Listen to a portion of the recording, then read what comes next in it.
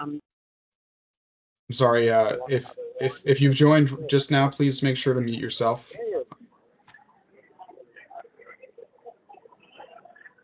Whoever just called in, thank you. Okay, we're able to hold this virtual meeting based on our electronic policy that we just adopted in our last meeting. And before I begin, I just want to orient everyone to our virtual environments. We have audio available via phone and video if you call in. If you lose internet connectivity, you can dial that number and join us. If you're on Teams or joining us in any way, please make sure you're muted unless you're called upon to speak. Commissioners, if you want to speak, please raise your hand and I will call on you. And public speakers, to the extent we have any, shortly after we call this meeting to order, we will have time for you to speak. And we'll give you 3 minutes to speak. We'll put a timer up on the screen, and we'll give you an audible warning if you're on the phone. All right. And finally, just this is a public meeting, and as a result, we have to share everything either verbally or on video so that it can be recorded. So please don't use the chat unless you are seeking assistance for a technical reason. Okay. And remember, this is a public forum. All information is subject to Freedom of Information Act requirements. All right, let's get started and do roll call. We have quorum currently. Andrew is with us, so is Kirit and Griffin and John and myself.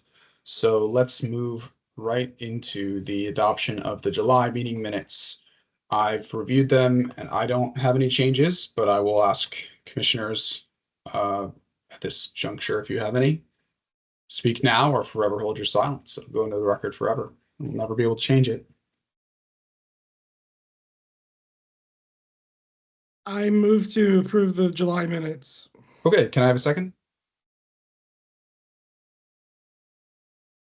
Second. All right, any opposed to adoption of the meeting minutes for July? And hearing none, I will move on to our next agenda item, which is going to be the non-conforming multifamily and townhouse zoning ordinance amendment, which is headed up by who? Hey, David, just didn't want to throw you off. I don't know if the caller is public comment or not. Oh, that's right. Thank you.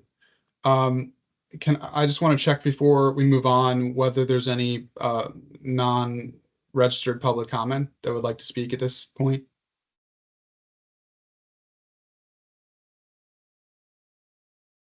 Okay. If at some point you're having technical issues and you're unable to speak now, please reach out to Rolda and we'll figure it out. In the meantime, Rolda, who do we have presenting now? So Emily Garrett and Jennifer Smith, and they are ready. All right. Well, welcome, Emily and Jennifer. Go ahead. Great. Thank you. Good evening. Thanks for having us. As Rolda said, my name is Emily Garrett. I'm accompanied by Jennifer Smith, and we are in the planning division of CPHD. So let me get my slides up.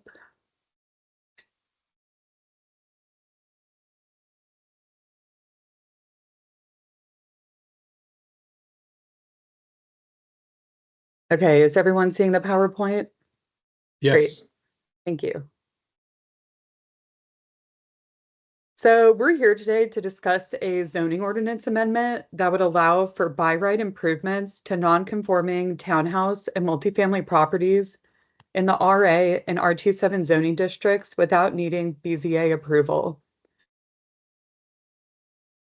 These improvements would include interior structural alterations, such as removing walls separating the kitchen from the dining room and finishing attics. It would also include limited exterior additions, such as creation of window wells for basement egress exterior stairs, ramps, and decks. And this amendment was really prompted by the issues that owners in Fairlington and other communities are facing, and the increase in number of BZA variance requests over the past 2 years. So because of this, and these requests being heard frequently, staff determined that a zoning ordinance amendment would be appropriate. So here are 2 examples of the exterior additions that would be permitted by right. The image on the left shows an example of basement egress windows that are required to convert basement space into bedroom space and provide a safe means of escape or entry in case of a house fire or other emergencies. The image on the right shows an example of a ramp, which would allow for those with disabilities to safely enter and exit the unit. So for some background on why this is happening, the zoning ordinance requires that non-conforming buildings and structures be brought into conformance before structural interior alterations, building additions, and expansion may be permitted. So a building could be non-conforming if it does not meet setback, building separation, density, building height, or parking requirements. Non-conforming buildings are also typically older and built prior to the adoption of stricter zoning standards. So this requirement really conflicts with goals for preservation of older buildings that may have cultural or historic value or provide lower cost living options. Furthermore, the zoning ordinance already provides flexibility for non-conforming 1 and 2 family dwellings and EHO uses, but not townhouse or multifamily properties. So we don't have data on the exact location of these non-conforming buildings or how many there are. So our analysis focused on location of townhouse and multifamily properties developed by right in the RA and R27 districts. And as mentioned before, these units are more likely to be non-conforming. There are 1,622 townhomes and 29,043 multifamily units developed by right in the RA and R27 districts. And as you can see on the map, these units are spread throughout the county, primarily along Columbia Pike and Langston Boulevard, and in Fairlington, Arlington Village, Buckingham, Pentagon City, and other communities. This map also shows census tracts that have a greater percent of persons of color and cost burden households than the county average, which was incorporated into our equity analysis. So this brings us to who could benefit and who could be burdened by this zoning ordinance amendment. Countywide, these units make up 26% of CAFs and 55% of MARCs.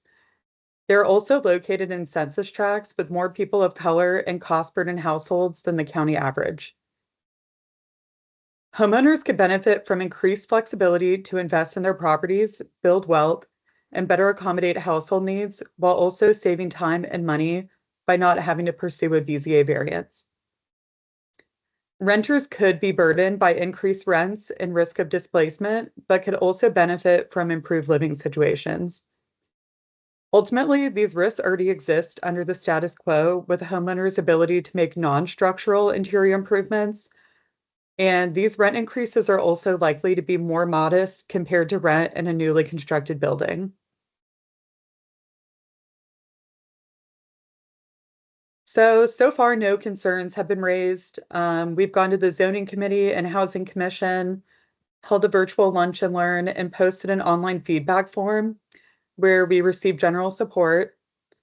Assuming all goes well, the county board will authorize the request to advertise this weekend, and then we will bring this to the Planning Commission and board in October for final recommendation and action.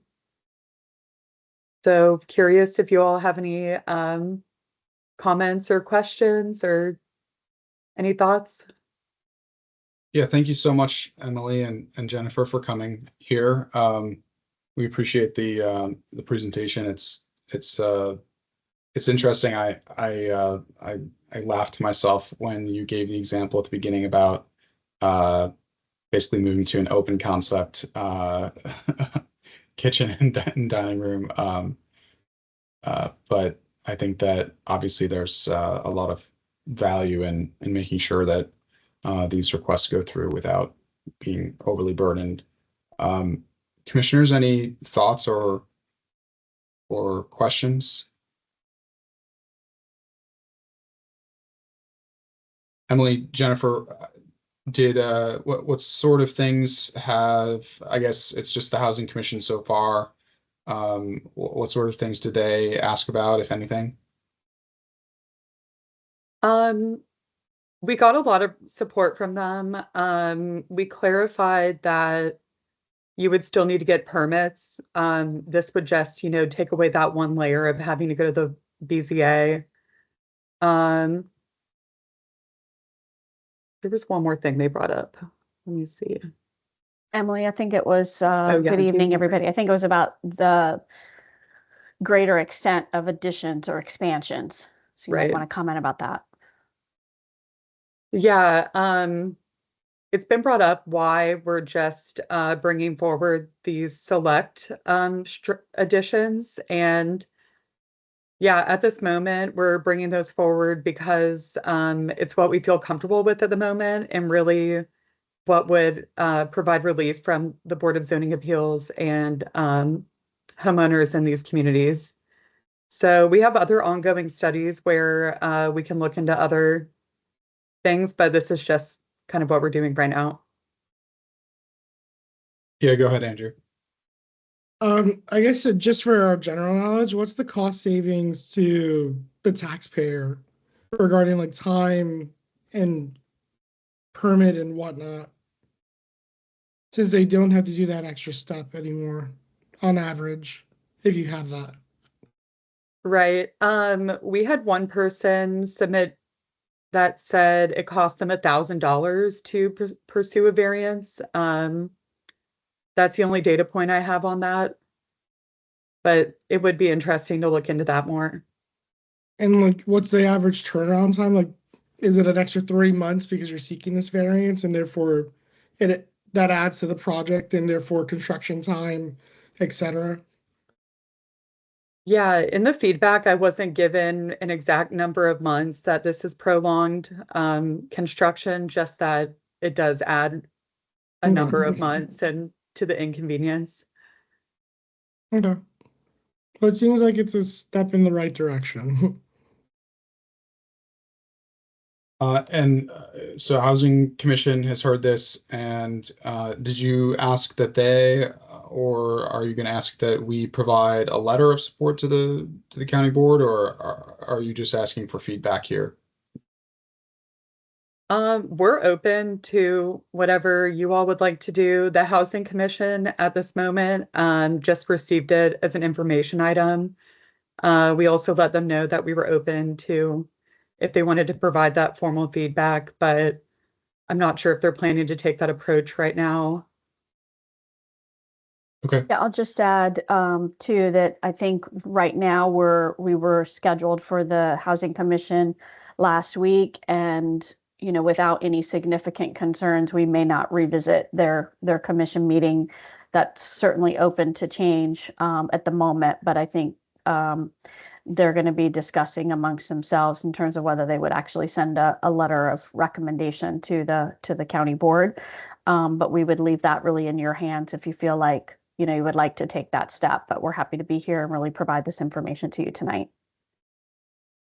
Well, yeah, of course we appreciate the information, and I have no reason to doubt that this is the right course of action, and unless I hear differently from the commissioners, I don't see any reason we would pose any sort of opposition. But I also do wonder whether it's necessary for us to provide a letter in this case. And I just, sounds like you don't have a strong preference on that point. And in lieu of that, I would just, unless you feel differently, plan to just, thank you for the presentation and allow you to continue on your merry way to the remainder of your schedule with the planning commission and the others.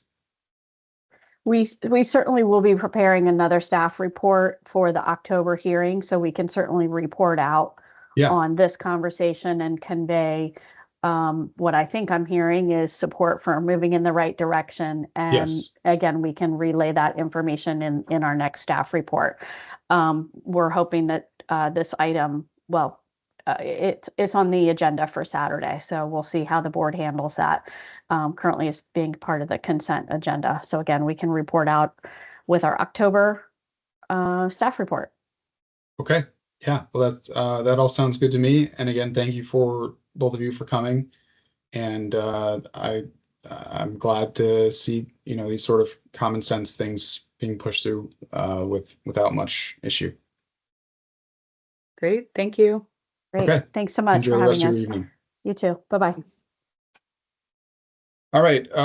So the next agenda item is a discussion about legislative priorities.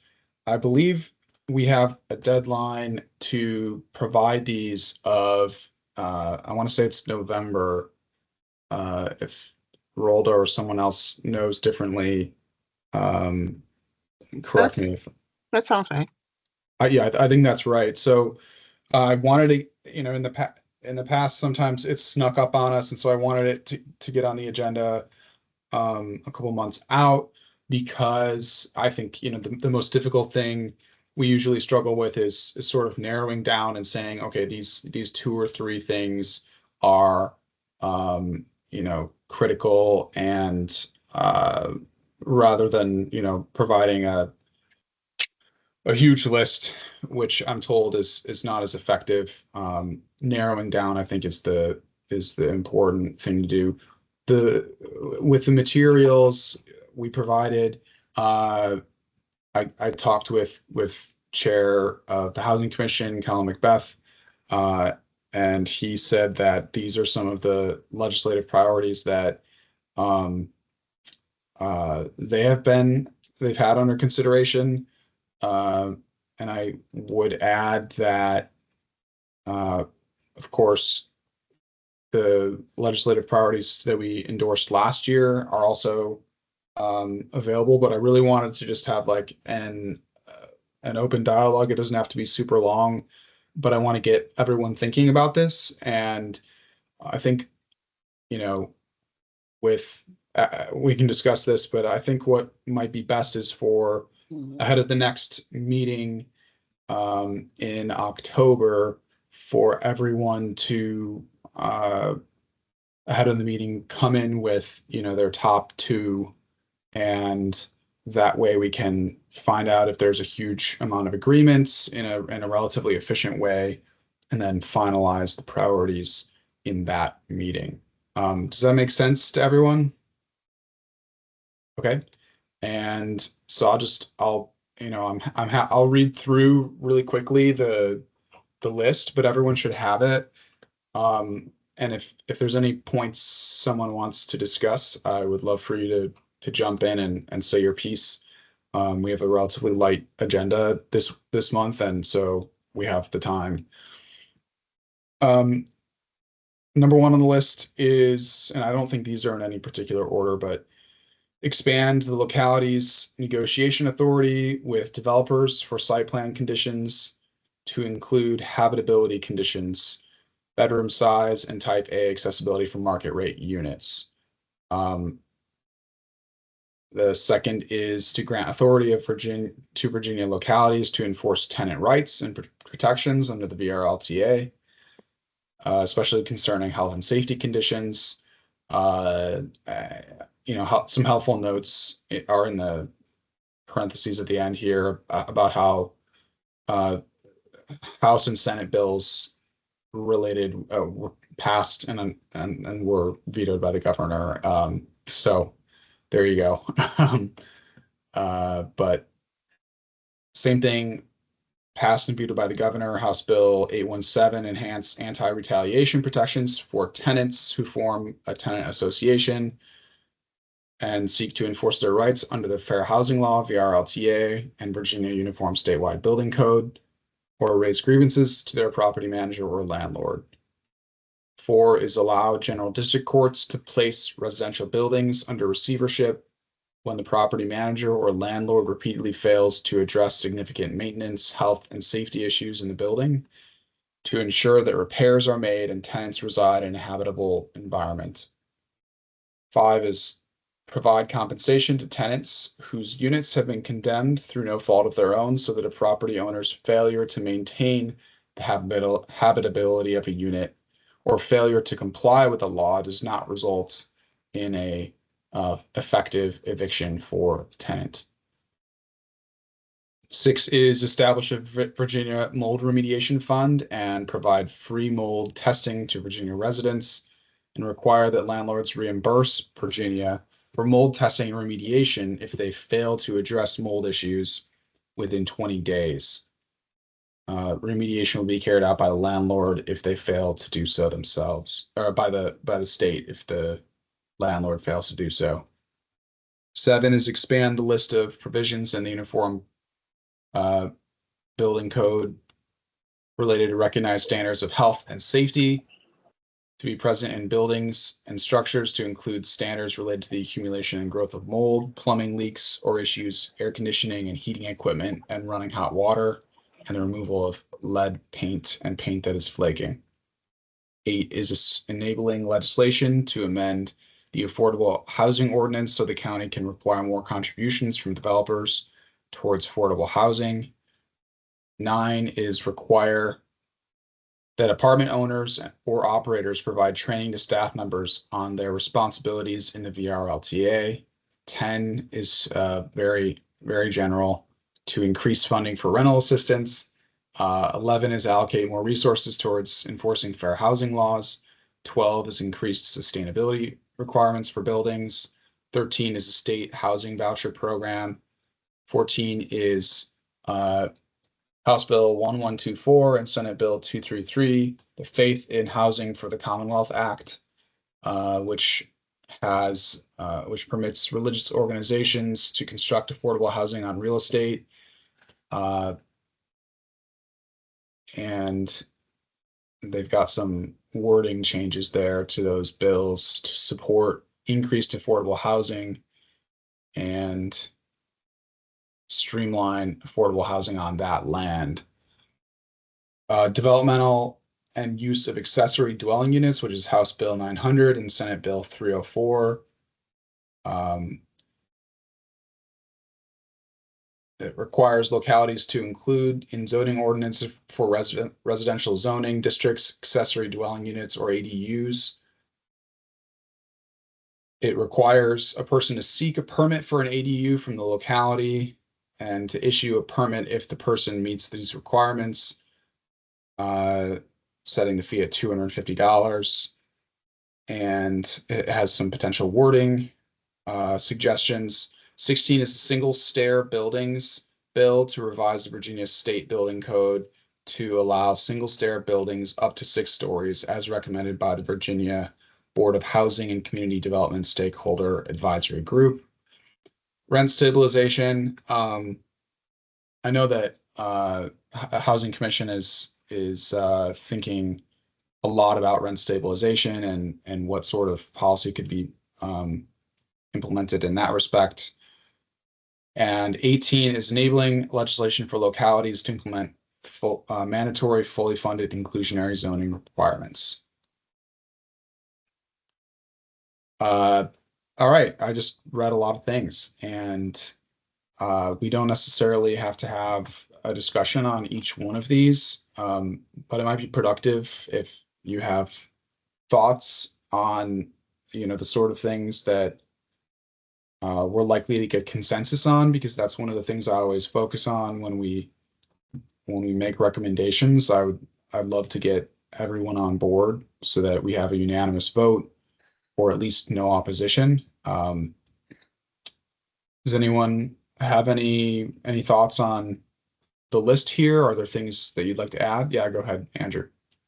Well, it seems like this is the pre-filing period for Richmond. So, and looking at the political landscape for going into next year, it seems like which one's the governor veto, I don't think we should prioritize those. I think just knowing that it's going to be his last year of his term, it's not going to go anywhere. Especially Richmond's not going to change anytime soon. Going, especially going into a gubernatorial election. Yeah, no, I think that's a great point. Yeah, I'd suggest that we, So like 2 and unfortunately, 3 sound nice, but yeah, yeah, yeah, they do sound nice. and like logistically, 14 sounds like, I know Arlington's big on mixed use properties and we've seen partnerships. I think John has gone on tours with me as recently. We saw American Legion. I know Goodwill's the next project the county has lined up. But I don't think Arlington has a lot of religious property that would be sizable to warrant making that a high priority. Yeah, I think that's fair. It's a pretty niche bill.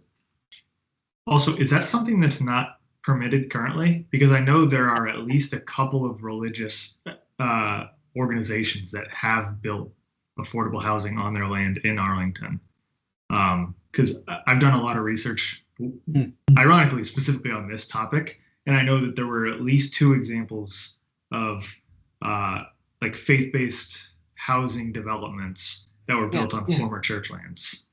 Yes. So, but it's not permitted by right.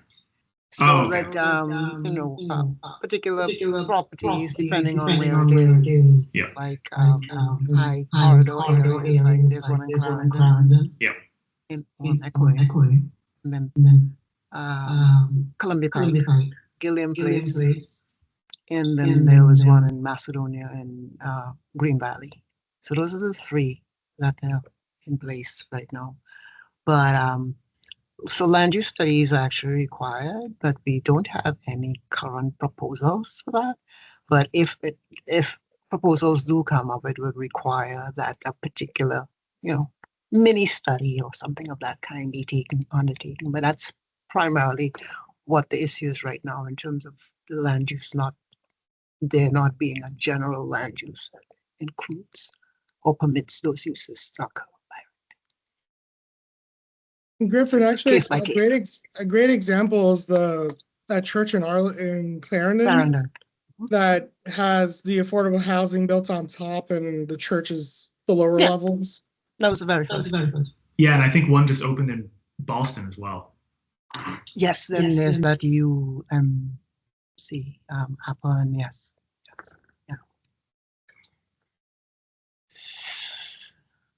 Yeah, another consideration here is obviously Housing Commission and TLC have a lot of overlap on issues that we care about, and so I do talk with Callan on occasion, and it might be interesting to have either a joint discussion or a joint letter where we both have some common legislative priorities that might carry more strength and weight than each commission individually proposing.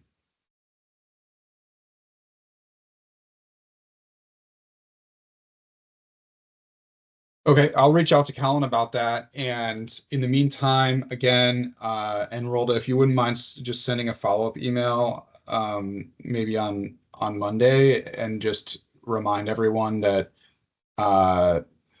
this is the list, provide legislative priorities list that we signed from last year, and note that I'd like each commissioner to come to the next meeting with 2 priorities that they, rank sort of. We can do like a little ranked choice voting sort of thing, and try and narrow this down so we get consensus. In the meantime, I'll reach out to Kellen and see what Housing Commission is thinking, if they've already made some moves towards deciding, and if there's a possibility for a joint meeting where we can discuss this and have a stronger together. Yeah, Andrew. Can you clarify the single stair one? Is that like a restriction on older housing in Virginia that exists that I'm unaware of? That there's no walk-ups allowed? I'm not familiar with that one. to be honest with you. Okay. I can reach out and do some research and see if, again, this one is a little bit niche, sort of like the faith-based. I mean, honestly, the faith-based accessory dwelling unit thing is, excuse me, the faith-based bill is, it probably has a slightly larger impact from an affordable housing and like a tenant landlord perspective than the single stair building. I mean, maybe I'm wrong about that. I don't know much about the issue. Yeah. Yeah, I'm just curious because I mean, I guess Alexandria has walk-ups and such, and Yeah. Arlington has communities that are walk-ups as well. So Yeah, I don't know the answer. Is there anything? So, I liked your point, Andrew, about the bills that were vetoed by the governor. Is there anything that someone is looking at right now, and I'm not going to hold you to it, but is there something on this list or that's not on this list that you feel particularly strong about?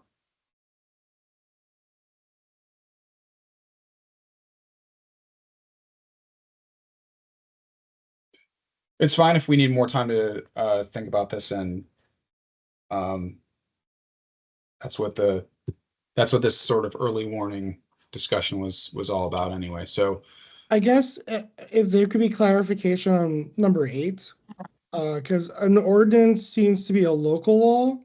mhm, So why would you need Richmond to amend state law in order to amend local law? that's a good question. I will reach out on 8 So- and what was it, 14? No, 16. 16. Yeah, because at that point you're just lobbying the county board. So why would that be on your list to ask Richmond for? Yeah, I don't know the answer there. Unless I'm missing something regarding Commonwealth law that I always forget the principle. It starts with a D. Dillon The rule. Dillon rule, yeah. Unless it's some violating the Dillon rule, and therefore that's why you need to amend the statute.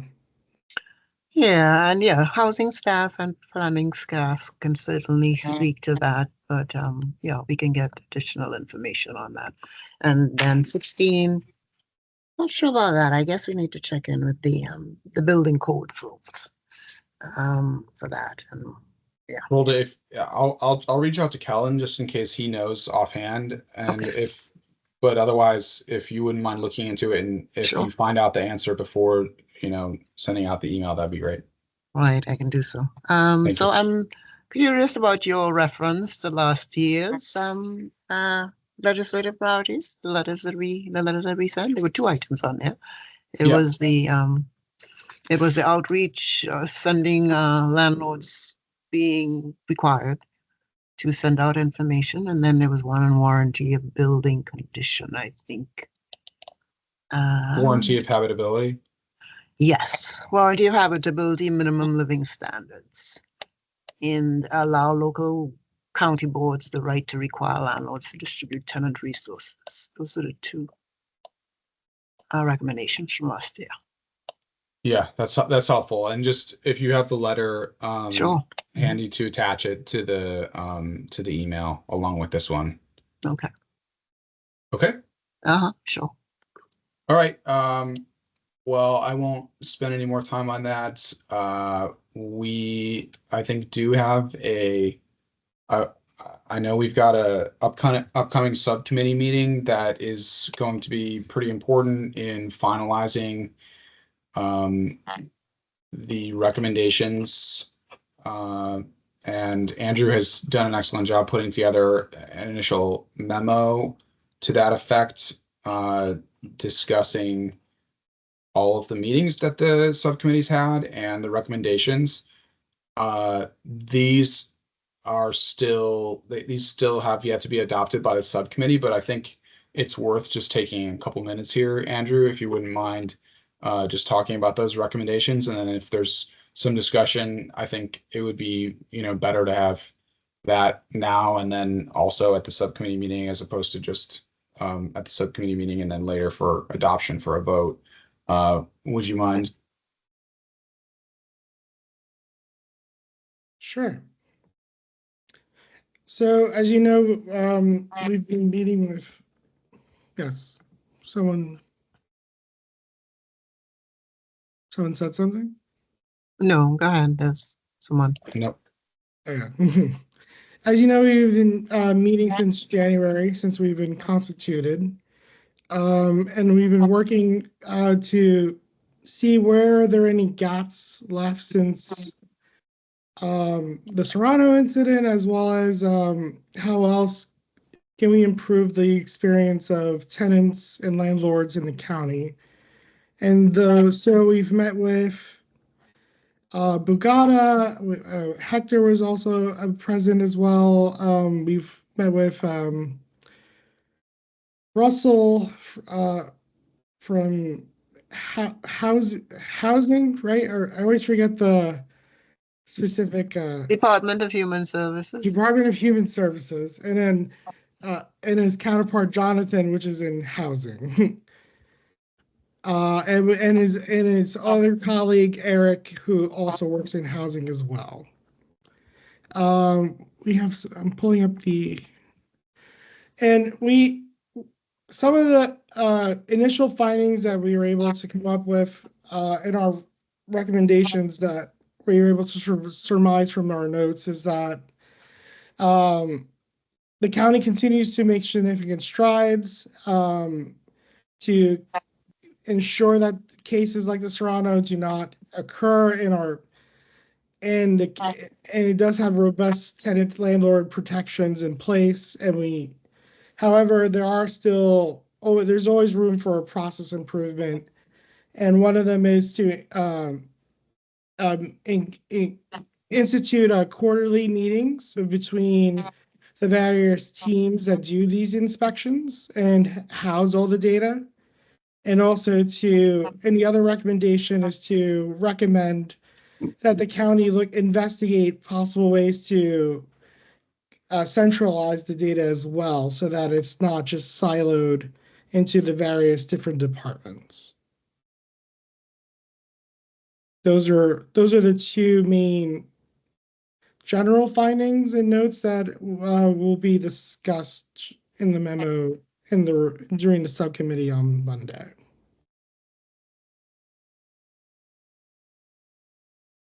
I think there's feedback somewhere, but I can't tell who's talking. Yeah, I don't think anybody else is talking, but thank you for that.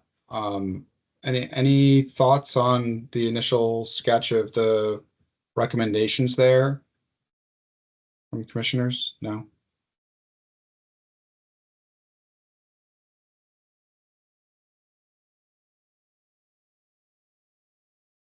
Well, ahead of our next meeting, that'll be finalized. The memo will be finalized and passed out. And I would hope that we'll be able to vote on it at the October meeting and pass along the recommendation for this subcommittee's work to the county board. So yeah, I'm glad that that's moved along really well, and I want to thank Andrew really, for doing a fantastic job with that subcommittee. Okay, I don't think there are any other updates at this time, but if Rolda, is there anything from staff that we have? Otherwise, we can move towards adjourning. So I do want to remind you that I think we sent out a summary. I think there was a question about tenant councils. So I think it was forwarded to everyone. Tell me that everybody received it. A summary of the work that has been done on tenant councils and the status of that, because at some point there was a suggestion that we get an update on that. So that has been done. So you should have that. That's right. Thank you. And then I would I don't know if there's anything else that I'm going to follow up on what we've talked about today. And so that email should be coming out, and anything else, let me know. Well, But other than that, nothing else. I wanted to follow up. I meant to do this earlier when we were adopting the minutes from last time. We haven't received any further complaints or, updates on the issue with Ms. Brinkley at the property with Cushman Wakefield managing.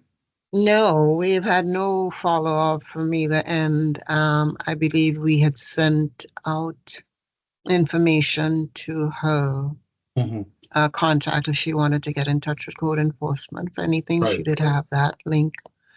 And she had submitted quite a few documents to us, so the lease and a couple other things. But there hasn't been any follow-up from her. Okay. So, yeah, I'm not sure if there's something else that you'd like me to do. Andrew? I know that, Rhoda, thank you for sending the information regarding the elevator. Yeah. Was that resolved? I know they said the county inspector did say there were violations.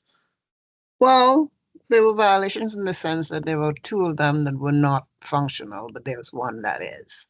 And so, the fact that they do have access to an elevator, that satisfies the code. So the other two required equipment for repair.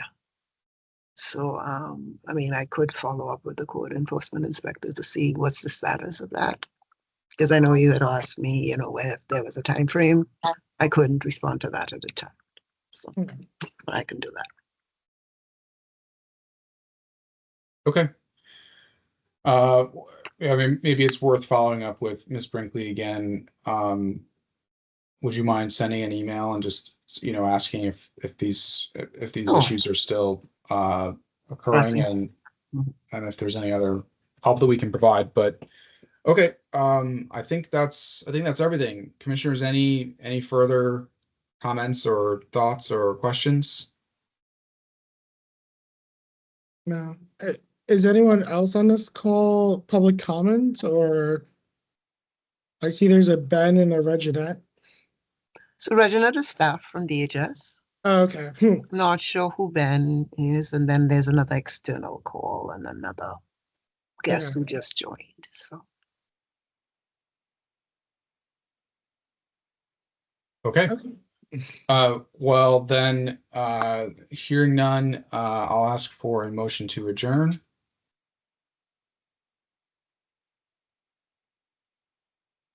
So moved. Can I get a second? Second. Thank you, Griffin. And not hearing anyone opposed, the September 11th, 2024 meeting of the Tenant Landlord Commission is adjourned. If you have any questions about legislative priorities or thoughts about that before the next meeting, please feel free to give me a call or shoot me an email. I'm happy to discuss. Thanks very much, everyone. Enjoy the rest of your night. night, everyone.